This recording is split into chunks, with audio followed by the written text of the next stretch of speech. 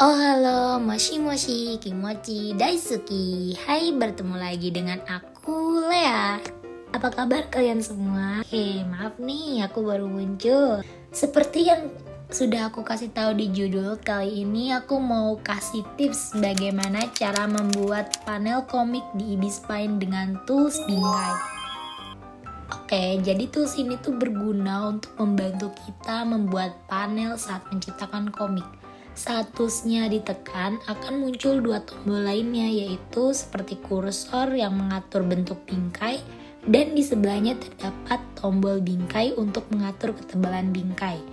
Cara pemakaiannya sungguhlah mudah kawan. Caranya yaitu kita klik tambah bingkai, arahkan jari atau pen sesuai yang kita inginkan. Kalau kalian ingin membuat panel datar kayak persegi panjang, arahkan garisnya dari kiri ke kanan. Sedangkan kalau mau buat panel yang bentuknya horizontal, vertikal itu dari bawah ke atas. Fungsi dari mengarahkan panel ini tuh kita untuk memisahkan bingkai, seperti saat kita memotong pizza, jadi ada beberapa bagian panel yang bisa kita gunakan nanti. Jika sudah dipisahkan, bingkai akan terbagi menjadi beberapa bagian. Bagian-bagian inilah yang nanti kita buat menjadi sebuah komik. Bagaimana cara mengatur panel agar komik semakin baik dan mudah dimengerti oleh pembaca? Itu topik yang sangat menarik. Nah, dalam pembuatan komik, itu komposisi panel sangatlah penting agar para pembaca dapat memahami cerita yang kita sampaikan. Pengaturan panel yang baik dimulai dari pembuatan cerita yang lengkap.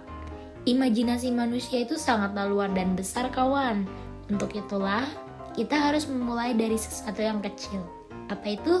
Yap, menyusun naskahnya. Pada saat membuat gambar, terkadang memunculkan ide baru yang semakin lama dapat merusak rancangan cerita kita. Jika dilakukan secara terus-menerus, dapat menimbulkan kebingungan, ketidakkonsisten, malas untuk melanjutkan dan lupa alur. Itu gawat kan. Nah, penyusunan cerita inilah langkah awal agar komik yang kita buat terasa lebih tersusun. Kalian hanya perlu merancang sebuah dialog seperti drama. Tidak perlu yang kayak novel yang puitis-puitis gitu, nggak perlu. Itu merupakan langkah awal untuk menyusun panel komik yang teratur. Selanjutnya, tentukan format komik.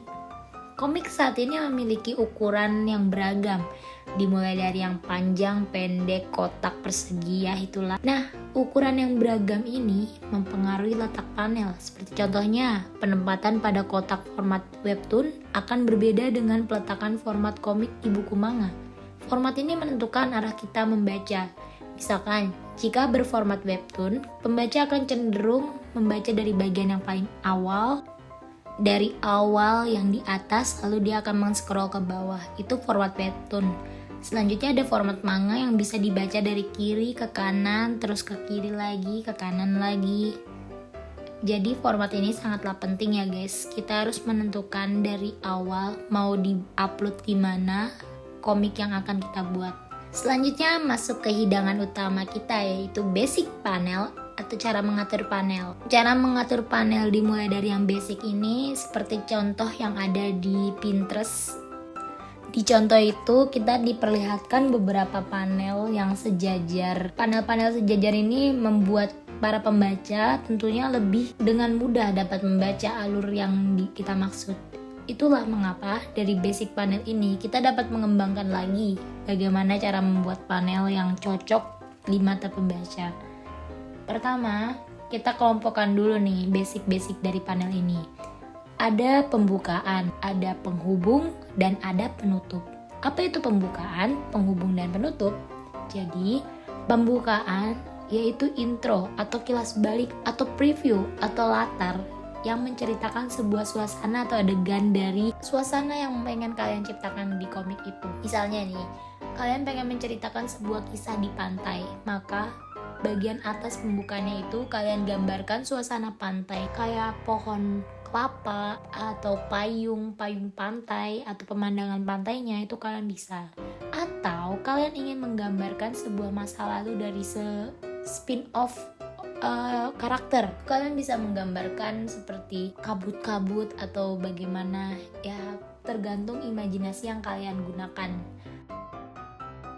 Selanjutnya ada penghubung atau aksi.